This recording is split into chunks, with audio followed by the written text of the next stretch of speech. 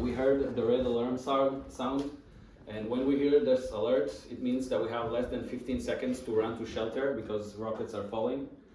And so just like in autopilot, we opened up our eyes and ran to the safe room. That's where our kid was, Aviv.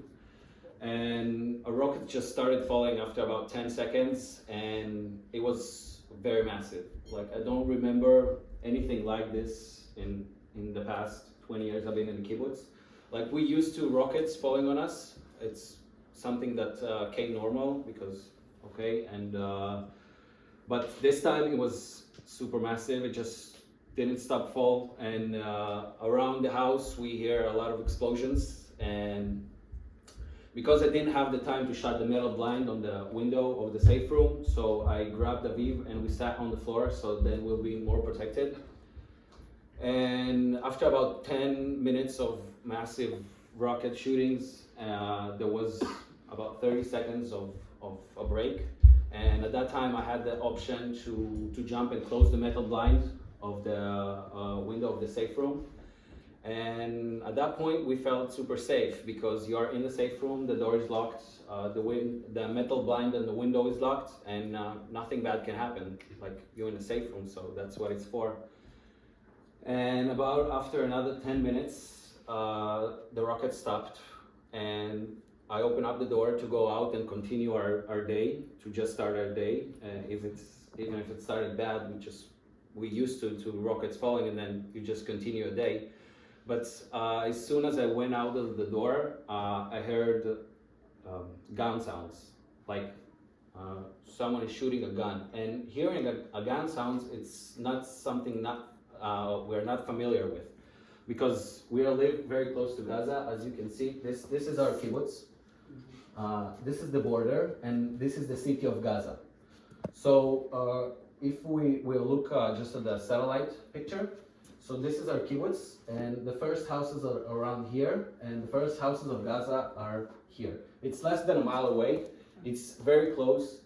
So when they're shooting guns in Gaza and there's explosions, we hear it. But this time it was different.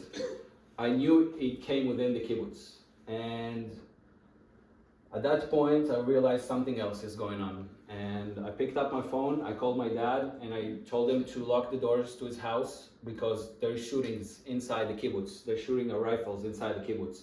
And it's not only the rockets, it's something bigger. It's not something we used to. And as soon as I finished the call with my dad, I ran to lock both of my doors, my front door and my back door, and also I have doors on my balcony, so it's like big glass doors. I locked it even though it's not gonna do any protection. And I ran back to the safe room, not before grabbing a yogurt and a donut and a cup of water for my son so he can have a normal breakfast in the safe room, because everything happened so quick. But at that point I realized we might be in there longer, so I just grabbed these 3 items for him, and I came back to the safe room and locked the door. And at that point we have a WhatsApp group of all the kibbutz, of all the community. So messages started flowing from different people from the kibbutz that they're hearing people screaming in Arabic outside their house, people saying that their house is being shot at, people saying that someone is trying to break in their house. And these messages just kept coming one after another. And at that point, I really realized that it's even worse than I thought at the beginning. And the next thing I did is I opened up the window of the door of my safe room, and I ran out to shut all the blinds on my windows. All the windows in my house have electric blinds, and I thought what else I can do to protect my family in that case. So I shut all the blinds. I was ducking in my house because all of the sounds, you don't know where it is, you don't know where the shooting is, because there's so much shootings and so many explosions, and it's not even the rockets anymore. You hear ground explosions like RPGs and grenades, and you really don't know what's going on. So I remember running, ducking in my house, shutting all the blinds, and at that point, all the house was dark. It was 7 in the morning, 7 a.m. All the house was dark. I went back to the safe room. We turned off the fan. We turned off the AC, so it will not make any noise. So it would look that like there is no one in the house. And it was very hot and very humid. I remember me and my son were in my underwear sweating because there was no air in the safe room. And the explosions just didn't stop for I don't know, even 10 quiet seconds. We didn't have that. So just massive shootings of rifles and guns, and the rockets kept coming, but you don't even care anymore about the rockets because you're in a safe room, but there is something so much worse that happens outside. So the rockets already wasn't bothering us. And after that, I remember receiving a call from my brother, and my brother was in a music festival. It was not the Nova Music Festival, as some of you heard. So the Nova Music Festival, it was a large music festival between Re'im and Be'eri. That's actually where I work. So there was a big music festival with 3,000 participants. The terrorists infiltrated this music festival and killed around 10% of the participants, 300. That was the Nova. The other party that my brother was a part in, it was around here, around Re'im, and it had 150 participants, and whoever left the area of the party got murdered, and because it was surrounded by the terrorists. So I received a call from my brother, and he asked me what's going on. He says he hears shootings, and I tell him there's terrorists inside the kibbutz, and that he needs to do everything he can to run away from there because it's a dangerous area, and we don't know what's going on with us. So at that point, he told me that he runs out of battery and we not going to be able to reach him in the next few hours. So I hanged up the phone with him, and I looked at my wife and she looked back at me, and we realized what is going on with us. And we felt the fear and the stress in our stomachs, but we decided to do everything we can not to show it to our kid. Aviv is 5 years old. He is already old enough to understand, but not too old to understand too much. So he will act and he will process this event on how we show it to him. So we decided not to bring any fear to him, and me and Sarah wanted to see if the door of the safe room locks from outside. So just for a second, I went outside and I tried to open the door, and I've seen that it opens from outside. So we realized that our last protection, if someone breaks in the house, it's not too hard to break the blinds and just break in the house. So our last protection would be holding the door handle of the safe room. And that's the last thing that protects us. Because we didn't have any weapons, any firearms, so, and when, just a second.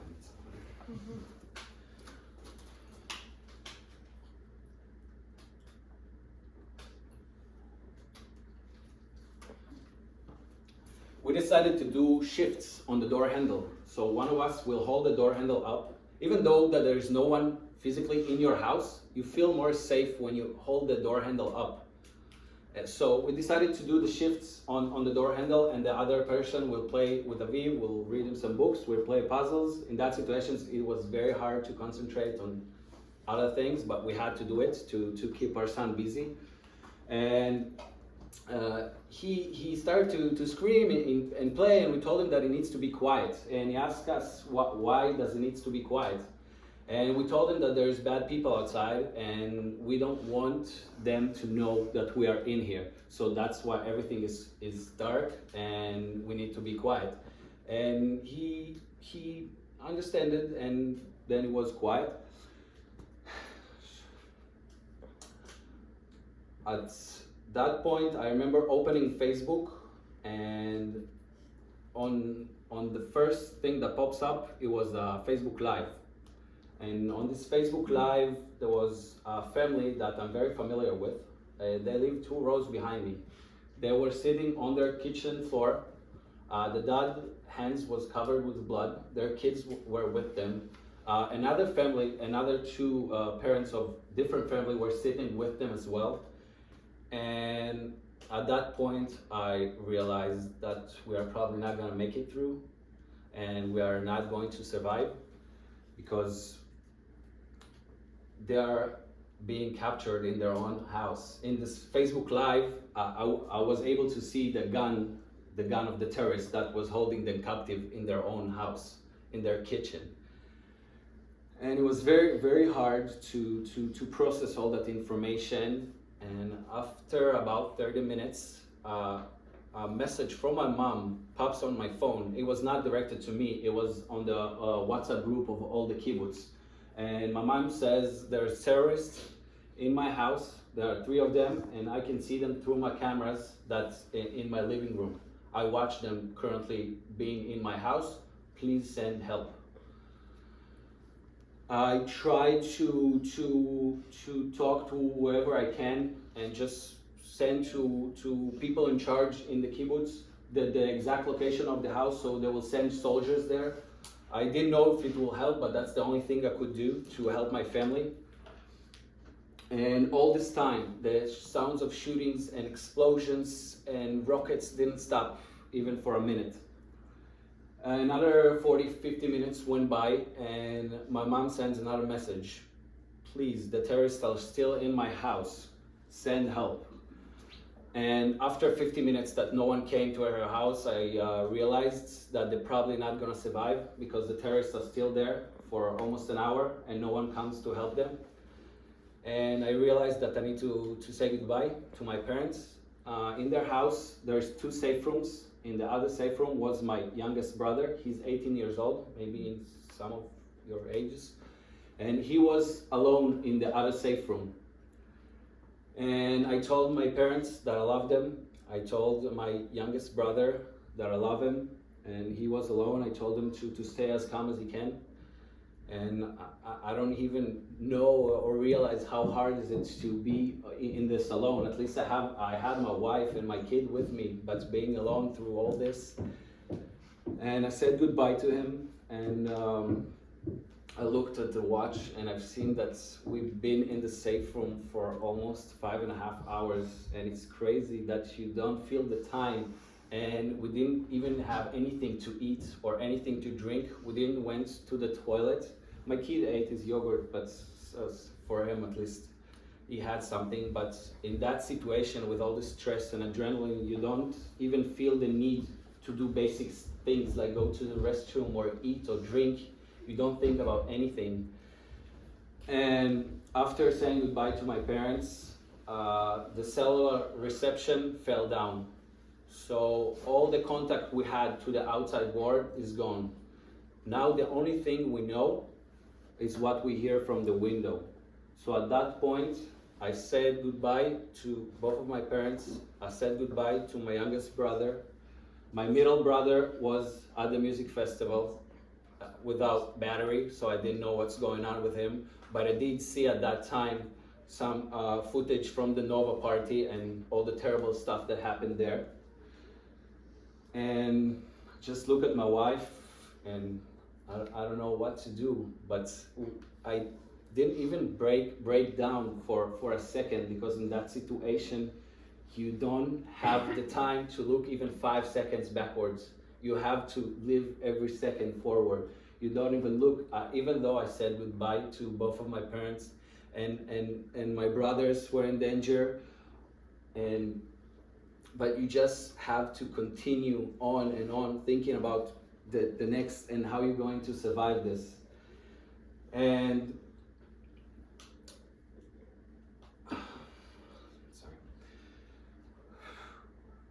after realizing that what's with my parents and my brother, we thought of a way that we could save our kid. We already accepted our deaths, but we looked at Aviv and we thought how a 5-year-old kid can lose his life. He hasn't been through anything. It's just not fair. Like I really cared so much for him, and we both did, and we said it's not possible. It's okay that if we die, that's okay. There's inevitable, but for him, so we thought of ways that he can be saved if someone comes in and something happens to us. So we opened up the bed and we put some toys inside his bed. So his bed opens up like this, and inside there's place for sheets. So we placed some toys over there and tell him to play inside the bed, and if someone comes or someone enters the house, we will have to shut down the bed, and he will have to stay quiet and make no noise no matter what he hears and no matter what happens. And so he sat inside his bed. He played with his toys a little bit. After about another half an hour, he got tired, so he got out of the bed and just lay down on the floor and fell asleep. So the floor was very cold, and we were sweating. All this time we were sweating because there was no air and no conditioner. So his body shut down. That's a natural reaction of kids, that in that situation that you don't know what to do, so your body just shuts down. So he fell asleep on the floor for about 2 hours, and all this time the shootings just won't stop for a second. And the thing is that Israeli guns and the terrorist guns sound very different. I could tell from the first hour when it's us shooting or where it's them shooting. And the problem is that I didn't hear battles between two sides. I heard only one side shootings, and it gave me no hope. Like I didn't hear our army, I didn't hear the battles. I just hear one side shootings. And me and my wife thought, what else can we do? Like how can we maybe fix the door handle so no one will be able to open it? There's not much what you can do. You have no contact to the outside. The explosions just keeps exploding and nothing good happens. And at about 5 p.m. it was already 8.5 hours in this event that we are in the safe room. Time had you had no feeling of time. Just hour went by after hour, and nothing's changing, especially when we didn't have the cellular reception. So it was about 4.5 hours that you couldn't do anything. You couldn't concentrate on anything. So you just had to hold the handle and wait for your turn. And we started to hear people screaming from far away. People screaming at each other or screaming to each other, and we really wanted to hear what language it was, because it was really matter. Because if you would hear Arabic, okay, that's the situation is the same, nothing has changed. But if you hear Hebrew, it means our soldiers are finally here. And I remember cracking up the metal blind a little bit and trying to listen on what they say. And I heard a clear sentence in Hebrew saying, "Hey, Sergeant, come help me." And at that point, I realized that it was our soldiers, and they were battling near my house. They were battling near my house, and it was something a little bit, the first positive point I had of this day, after all that happened from the morning, that hearing the Hebrew, knowing that our soldiers are close by. Another half an hour went by.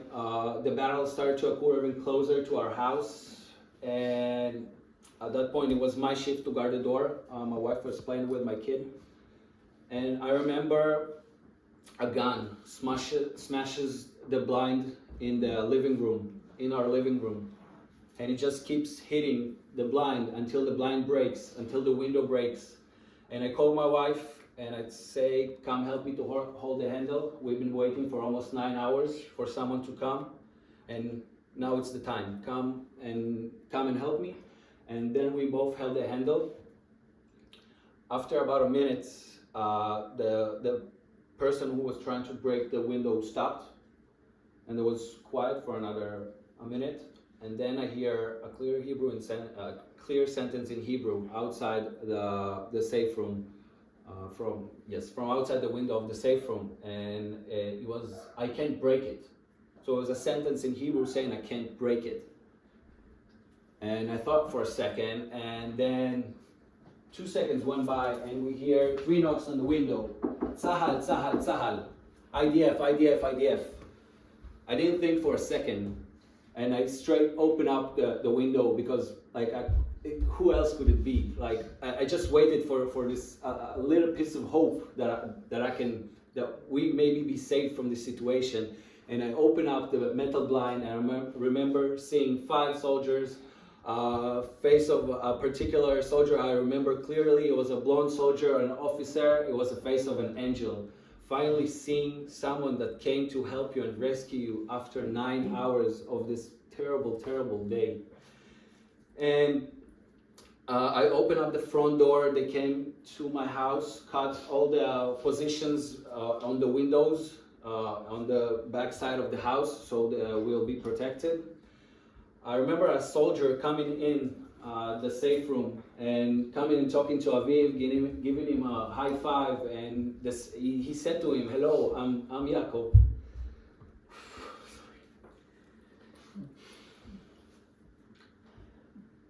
He said to him, "Hello, I'm Yaakov. I'm with the army, and we came to save you."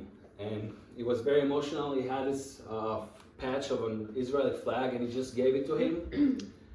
And it was a very emotional moment. It was really us realizing that we are not going to die, but I was still scared for what happened to my family. And they decided to evacuate us to a neighbor's house, so they will concentrate a couple families there together, that it will be easier to protect them. And when we moved to our neighbor's house, we finally saw some other people, some different people. It was good, so good to see different people and that they are alive. And this was actually the first time that my kid cried that day. That's how good of a job we did of not showing him what is happening outside. He fought with other kid for a toy, and that's the first time he cried. And yeah, like we screamed from inside, and I was just wanting to scream, or I don't know, to break stuff, and it was very hard to hold yourself up just for him. And we got the cellular reception back in this house, and the first thing I remember receiving is a message from my mom, and it was a video of all of our house, all of my parents' house, full with drops of blood. And I immediately called my mom and asked her what's happened. And she said that there were 3 terrorists for about 3 hours in her house. One of them was injured. That's what all the blood is. They've been there for 3 hours, and they reached as far as a few centimeters from the safe room doors, from both of them, because there were drops of blood all over the house and about 5-6 inches near the safe room doors. But the safe room doors were untouched. They didn't even try to open it. And that's a miracle from God. I don't even know how else to call it. And another half an hour went by, and I get a call from my middle brother, and he says that the army come to rescue them after he laid 9 hours in a ditch. And he was able to get into his car and drive to Beersheba, which is a city in the south of Israel, and now is safe. And we sat at the neighbor's house for about 4 hours. It was midnight, and they decided to evacuate us from the kibbutz because it was dangerous to stay. So we walked a group of 35 people with kids, surrounded 360 degrees with soldiers pointing their guns out and taking us to the gate of the kibbutz. So that's where the evacuation bus waited for us. And I remember going, I was just with my shorts and my flip-flops. My kid was walking with me, was barefoot. We had nothing on us. And while we walked to the gate, we seen a couple burned down cars. And I remember a little funny moment when we were walking to the gate. we just saw a cow standing in the middle of the kibbutz. I mean, the cow house is in the other side, so it was pretty far away. So it was just standing in the middle of the road, looking at us and mooing. And yeah, like it's like the first half a smile I had this day. And we reached the gates, the bus waited for us there. Everybody were so stressed out. The sky was lighting up with rockets, with airplanes, with helicopters. It was just a crazy scene. And we managed to get up, to get to the bus. We were 90 people in a bus that can contain 50. I was sitting on the floor next to my son and my wife. Next to me, it was my fellow student. He had taken a big rifle from one of the soldiers, and he was guarding our bus. On our way out from the kibbutz, I remember seeing a lot of burned out cars on the side of the road, and also a lot of dead bodies. I don't know of who. After another 30 minutes, we finally reached to an army base, and that's the first time we really felt safe and out of this situation. We got some water and we got some food, and Aviv got a lot of candy, so he was happy. And we went to a temporary place to sleep close to that base. I made contact with my parents. That told me they've been evacuated as well from the kibbutz. And at 6 a.m. I was finally able to go back to bed after the most intense 24 hours of my life. And that's for it. And I would like to show you some pictures on the left here, you're able to see our agriculture car. It says agriculture of Nahal Oz. This picture I've seen on a friend sent it to me while I was in the safe room. It was 10:30 a.m. So it's our car with terrorists in it inside of Gaza. And this is the happy end. After 3 months, our soldiers brought it back straight to our kibbutz. And yeah, but this, the first photo I was seeing already in the safe room. So less than 4 hours when the event started, they already had our car inside of Gaza. So in this image, you will be able to see two types of doors for the safe room. So the first one is what my parents also had. This type of door is not bulletproof. As you can see, you can shoot through this door, and most of the casualties in our kibbutz were just shot through the safe room door. The other type of safe room door is like we have.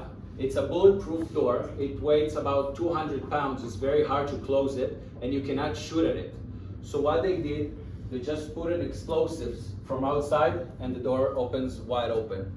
So if they wanted to come in the safe room, nothing will stop them. As you can see here, they can just shoot through it, or if they can't shoot through it, they will just put an explosive and open it wide open. So in this day, it's very hard to think about normal things, like I said, eating, drinking, and taking pictures. Like who would think about taking pictures? But when Aviv was playing in his room, he looked at me and said, sorry.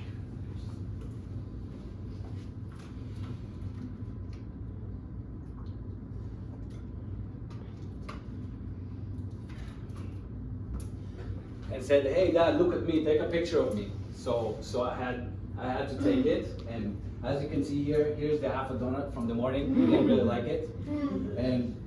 And you can see all this setup, this games, the books, the Lego. I remember almost by a minute when everything was taken out, when we played the Lego, when we read this book, when we, sorry, here you can see his bed open, and his toys are inside the bed. It's for the setup we made for him, so we'll be able to stay in his bed, inside his bed, to be safe in case of something happens. And then you can see that's 2:05, 2:35. He fell asleep on the ground because it was super hot.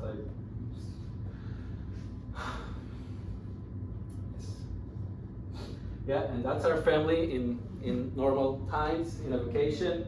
That's my wife Sarah. That's Aviv. So this